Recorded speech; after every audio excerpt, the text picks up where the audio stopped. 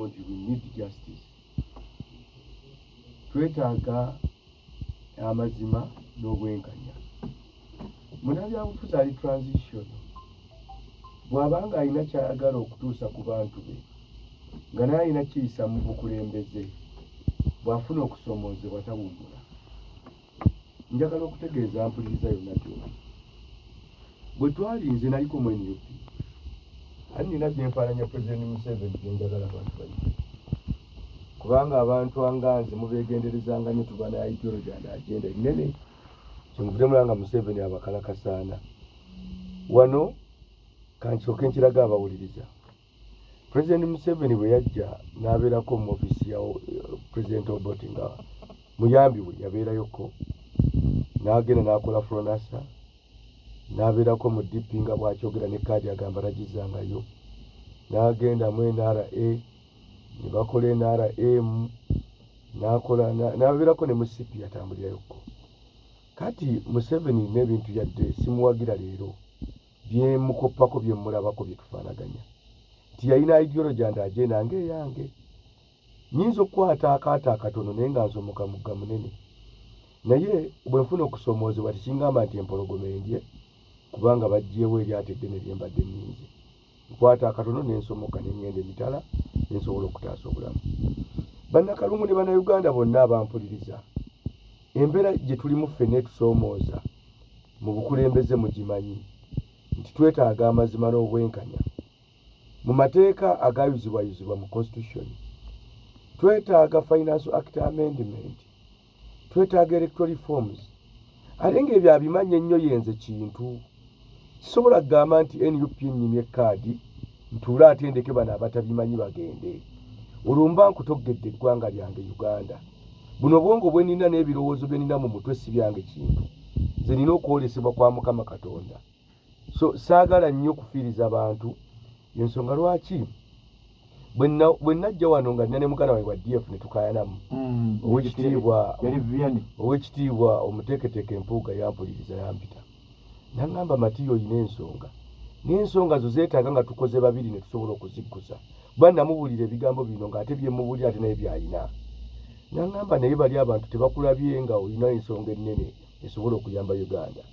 Jangu tutambulire wamu tutwale ababaka mu Paalamenti tuleme kutunuulira buno obukulembeze bwa ggwanga leero, kubanga olwaliro mu Uganda waliwo ekizibu ekinene nnyo kye bayita transition. Era twetaaga transitional bill or transition act. We should amend etteekero tuli amending. Kugamba kitegeeza ki? Leero oyinza okujja mu bukulembeze weesimbawo ovuganye ne Museveni ne bakubuuza nti aha bw'omuwangula tteeka ki mwagenda okuweerayo obuyinza. Mu Uganda teririiwo. Era bw'awangulwa ye Museveni agenda nakyo ebbanga lyaludde wano. Kiki kyatwala? Kati ekyo Mpuuga we yakinnyonnyola omuteeketeeke Honorable Mpuuga naga nti ffe tetuteekayo omukulembeze tulindeko, tulwanirira biri ensonga za bubiina butono, nkulabamu obusobozi osobola okuwangulira Paalamenti ekifeeka Lowest. Tugende twamendinga amateeka tulina ennongosereza 8 zitwagala tuleete naye nga ziyamba Bannayuganda bonna. So ekyo kyokundaba nga ndi eno tekyewuunyisa kuba kankulaga ekirala mbadde njija nkulaga. Mu 8 Oweekitiibwa Pulezidenti w'eggwanga lino Museveni fe abagobera history yeesimbawo ne Honorable Sam Kuteesa bagiyitanga Mbalala North Constituency. Ne Kuteesa yayisa bubi Museveni era Kuteesa yawangula Museveni abajjukira bakimanyi bulungi. N'essaawa zino Museveni singa yanafuirawo naga nti mbitadde Kuteesa awangudde bampangudde singa kali si mukulembeze era teyayitaasiza Uganda mu bizibu bye yavaamu biri ebyabakawenkene. Naye yalemerako n'annyonnyola abantu ti ayadde wali sizze sifunye naye wano twetaaga tununula eggwanga Uganda. Kyobulaba Museveni wa 86 okutuuka mu 96 yali Museveni mulala. Museveni akyukidde wano mu 2000 era ebintu bwe byononekedde, ebbeeyi y'ebintu neekyuka, ebikya amafuta ne galinnya, sukaali n'alinnya, vaati n'ajja, biki ne bijja. Naye wali yali musajja omulungi ennyo era eggwanga lyali litambula bulungi nnyo. Olwa agenda ezirize yali akola ki? Nsaba Bannayuganda okubategeeza ne Bannakalungu City bonna ebibiina si kyekikulu. Ekikulu kyali badde agenda and ideology esobola okujja abantu we bali obateeka ku ddaala eriddako. Awo we tuli. Ebibiina bino ndaba byajja naye abantu baali tebabyeteekedde bulungi. kubanga omuntu ogende waffe Kalunga ndize ndi ku NUP nabasanze erusango NUP bawagire NUP ne babuuza muri ku NUP mulina kaadi zaayo nga nabamu tebakimanyi awoze NUP ne bandi ate gwe ogamba kintu nti ate alwanyise NUP ye kaadi agirina ali sibune kaadi ye NUP sijizangayo nakyo balina okimanya naye ninga Museveni ne ya DP ne etagizangayo akyagirina yabagamba so ekyo kubanga omuntu avudde wano nadda wali it is constitutional and it is his right constitutionally kikirizibwa mu mateeka singa olabanga ensonga enkulu ekutwala mu parliament bano be bagiina kati kagereze ekyokulabirako tunulira embeera eno eriwo mu NUP olwaleero n'abantu bonna be bawa kaadi golaba are they credible to be representing their constituency no. So kati tunulira the way they like before issues kati tunula n'ogamba naye ddala oyinza okuleka Uganda egende ne bano mukama waabwe president gwe nali mpagira kati nakyuka bandi wa DF oli wa Mpuuga yandisappointinze nnyo yajje Masaka Kyagulanyi yandisappointinze era Kyagulanyi is a total disappointment.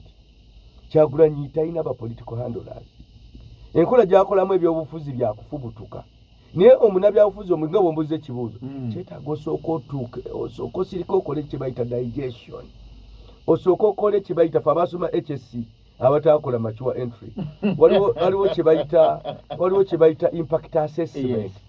First assess the question before you interact or before you answer anything. Compare and contrast. Ebyo bintu by'abantu abasoma HSC bana abagattagatta ebintu kati nga tonaddamu kibuuzo sooko osookoli ofumiitirize the impact the either and whether ebirungi n'ebiki n'ebibi n'oyimirira kadaala ng'oli Masaka gy'omanyi nti mu Buganda Masaka y'ensulo ya NUP n'ogamba abantu ng'oyimiridde Kyagulanyi Busimbalaala niwe munampa ebitundu 99 tebagenda kunnangirira kakati weegatta otya mu bintu by'omanyi nti togenda kusobola n'omaliriza n'ogamba bannansi nga bawulira ate nkyandijjinja ndiyiganga mujje tugende kulaale nze Kyagulanyi mubuuzo baba alina byanywedde yali badde olumu tajja mu bintu bwe bityo kubanga tuyinza kugira statement efanaganako bwetyo kati enkeera ne baga nti abaana bafiiridde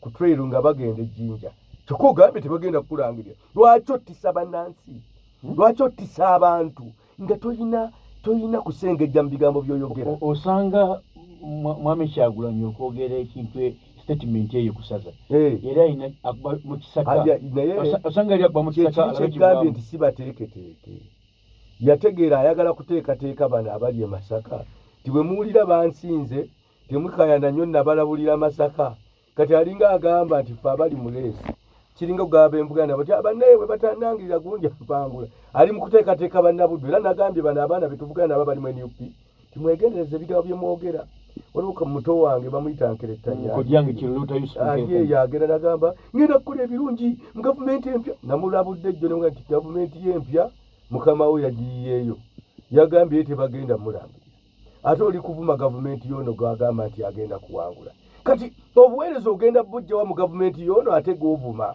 so ba NUP mulowooze nnyo nga temunnaliyakitinga nga temunnaba kwogera bigambo kuba bijja kuleeta embeera endala abantu beetaaga buweereza abantu beetaaga bukulembeze bubagatta abantu beetaaga nnongoosereza mu mateeka mwami kintu matiya awuliriza Impact FM ennaku zino nkugoberera nnyo ku mitimba